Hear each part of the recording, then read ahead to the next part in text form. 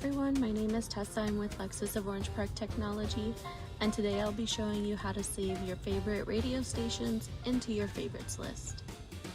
Alrighty, so the first thing you want to do is you want to get to your radio. So the way you find your radio is you want to look for the little music note on the left hand side of your screen. Go ahead and tap on that. You should see a screen that looks something like this.